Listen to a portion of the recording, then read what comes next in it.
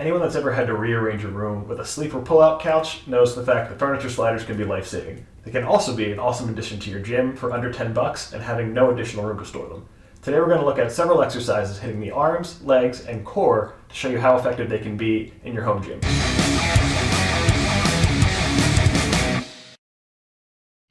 So first up, we're going to look at the alt push-away.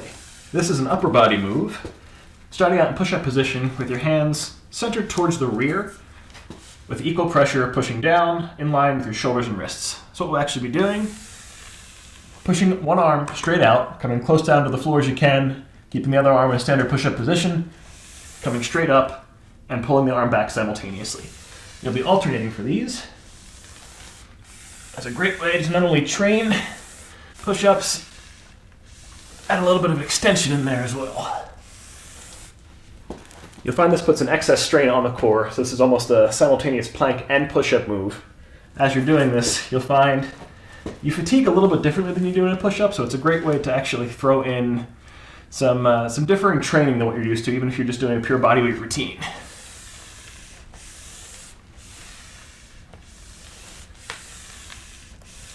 And as you persist in that for a while, you can experiment with a little bit more of a differing range of motion. You can try diagonal, you can even try out to the side for an archer style push-up.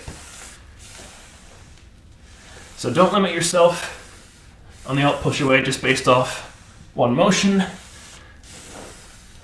Experiment with it a little bit and go from there.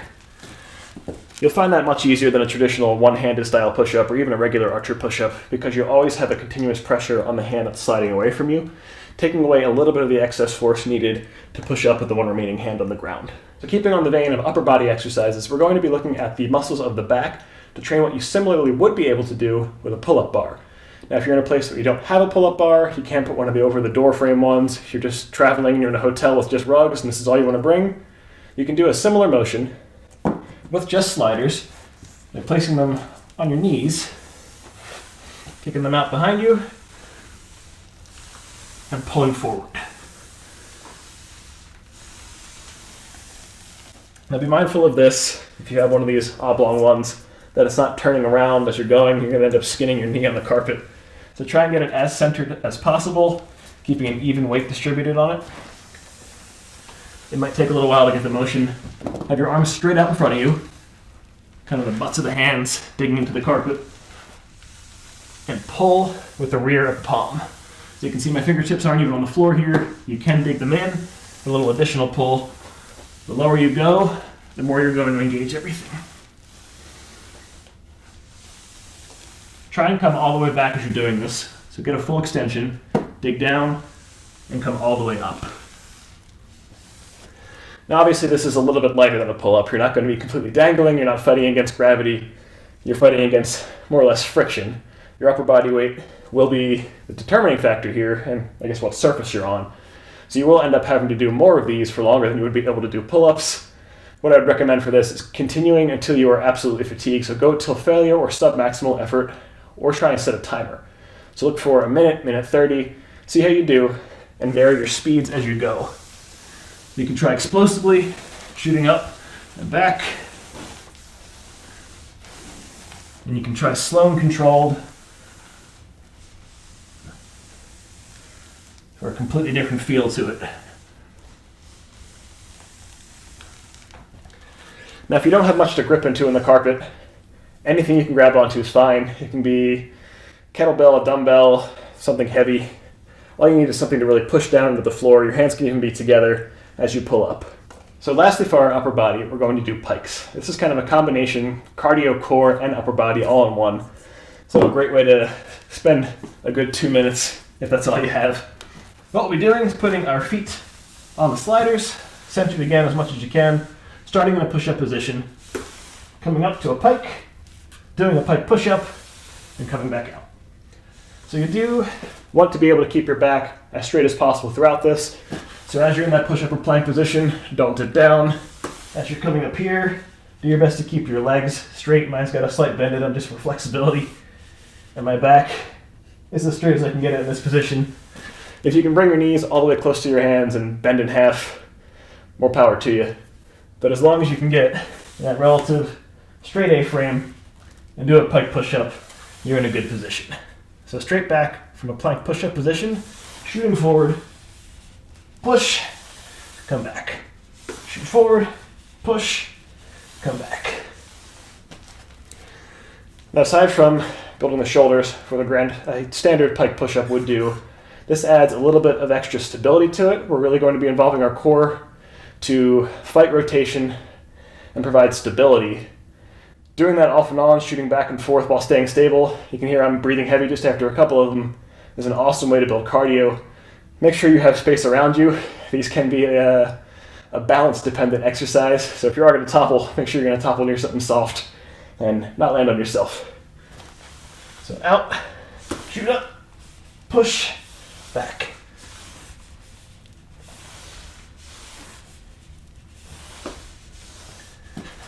Much like the last one, you'll find you may have a significantly different number that you can do, a different number of reps you can do with this exercise based on a standard pike push-up.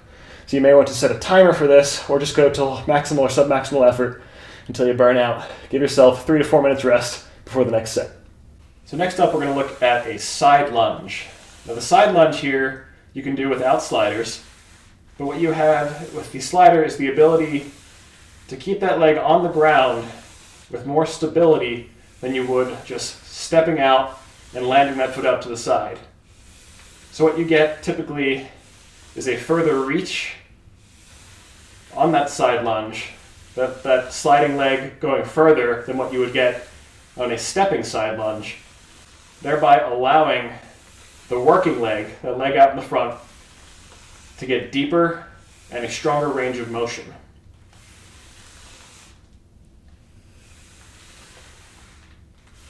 So depending on your flexibility and your comfort, you can try and reach all the way down to the ground. You can keep your hands in the center.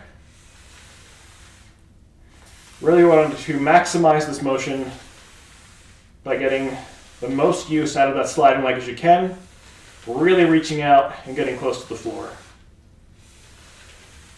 Now another place where these really shine is working the hamstrings. If you're not in the gym, you don't have some kind of hamstring curl or back curl machine to really work the hamstrings, sliders are an awesome way to do that. So we'll start in a standard glute bridge with our feet centered on the sliders. Hopefully they're facing center. We'll keep a relative bridge, so I'm not going to go down to the floor. Digging the heels into the slider and pulling back in. Be careful when you're back in the glute bridge that we're not hyperextending. You should not feel this in the lower back. Really extend out. If you need to, you can rest here. Try and keep a slight bend. Dig the heels in. Pull and drag back. You can do this one leg at a time. If the two legs is a little bit too difficult, if you just kind of casually put this back and forth, it's not going to feel like anything. So really, as you come out, dig down, dig your heel in, and really pull back against yourself. This is going to be as effective as you make it. So if the motion is if you're just doing the motion, you're not accomplishing anything.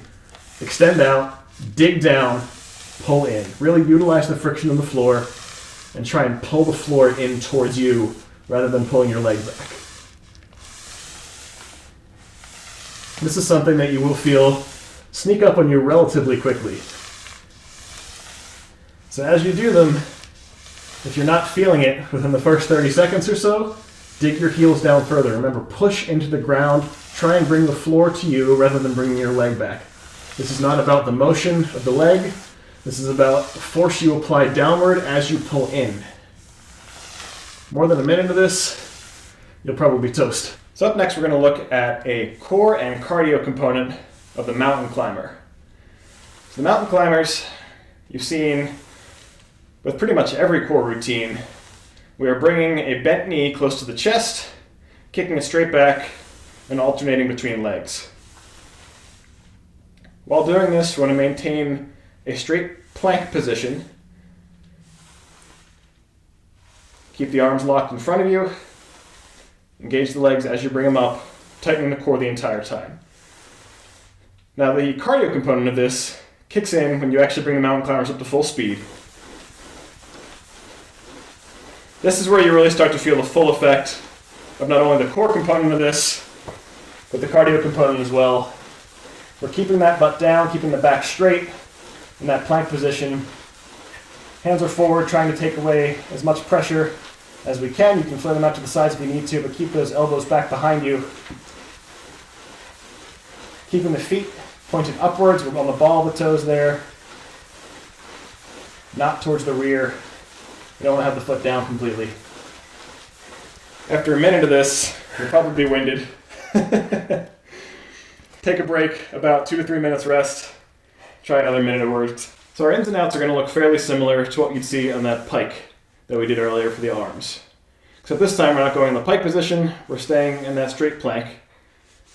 Toes are in the center of the sliders facing forward, and we're tucking both legs into the trunk simultaneously. Try and keep the feet towards the center of the body close together rather than having them flare out to the side.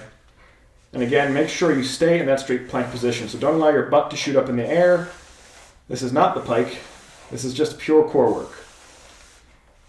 So something to be mindful of here is where the effort is.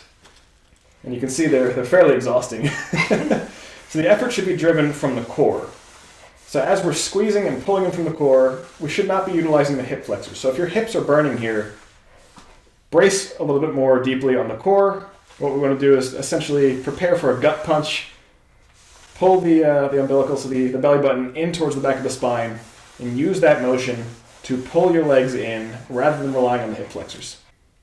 So these last two are some of my favorites in terms of core exercises. We're going to start with what's called figure skaters. So we'll drop these on the ground, center up on our feet as we have done in the past, start in a straight plank position, and with our feet out to one side together, we'll start switching. So if we're off to the left, I'll move one out to the right, the left leg will follow. The goal here is to maintain stability and maintain a forward position. So my top half of me is always facing forward, my body is swinging out to the side with the bottom half. So what we don't want to do is just this. We're not moving the whole body all around. That's not really doing as much. You will get a little bit of core workout in that. But we're going to fight the rotation, fight the urge to move. So take a look at my upper body. See how my shoulders are not moving as we slide the legs back and forth to the side. You're going to end up pulling in more of your arms than you expect on this. So your shoulders, especially your deltoids, will get fatigued almost as quickly as your core does. Like any core move, it is absolutely imperative that you keep the core engaged the entire time. This is not a hip flexor move. You should not be tiring your hips out. Your shoulders should not be the first thing to give out. Tighten the core, completely engage it the entire time. Utilize that to bring your momentum back and forth rather than relying on your legs. So there's a big difference between swinging my legs all around, just making the move for the move's sake, actually squeezing, actually engaging, pulling things, and driving every motion from the core itself. You can hear the difference in my breath, hear the difference in my voice, squeezing everything down, not relying on the hips. So the last move we have is brutal, but my absolute favorite because of that. This is a skier. So we're going to start similarly to how we did it in the figure skaters. Make sure I am centered up here. Have these both behind us. Now instead of bringing one leg to the side like we did with the figure skater, we're going to go simultaneously together. So it's still the same concept. I don't want to be driving from the hips here, squeezing the core, engaging everything, and keeping the legs together while my shoulders, while my head stay forward. And you can probably hear just from my voice how much more difficult this is while maintaining a flat back, maintaining that plank position, and swinging the legs back and forth together. Again, keeping in mind that this is not just motion for motion's sake. Engage the core, drive from the core. This is a great oblique burner, as it is the rest of the core. You should not be feeling this in your hips, entirely abdominals, entirely obliques.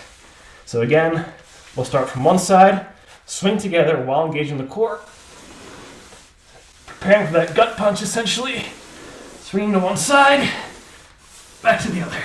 Experiment with speeds with this. You can go fast, you can go slow. Just like with the last move, this will also be an arm torture. Your shoulders are going to tire. They should not fatigue before your abs if you are properly engaging. So there you have it. Some awesome exercises you can get with cheapo furniture sliders. I think this 4-pack is like 10 to 12 bucks. They make ones specifically for exercise. Sometimes they're a little bit more expensive. These ones we got just to actually move furniture, and they end up being a great addition to the gym. You can do all of these exercises on a tile floor or a hardwood floor with regular socks and a towel rather than having to get furniture sliders. Some of the fitness-based furniture sliders do have a hard plastic side, and instead of this squishy rubber side, they have kind of a felt side to slide more easily on hardwood so you don't have to use your socks. Experiment with it, find out what's best for you. They're cheap, they're affordable, they take up no space, and they're a great addition to your home gym. Thank you guys for joining us today. We hope you've enjoyed your fitness hack for this week. Please remember to like, subscribe, ring that bell for notifications. Let us know in the future if there is a favorite exercise that you enjoy doing on furniture sliders. No matter where you are in your fitness journey, you'll listen with us. Thanks. We'll see you next time.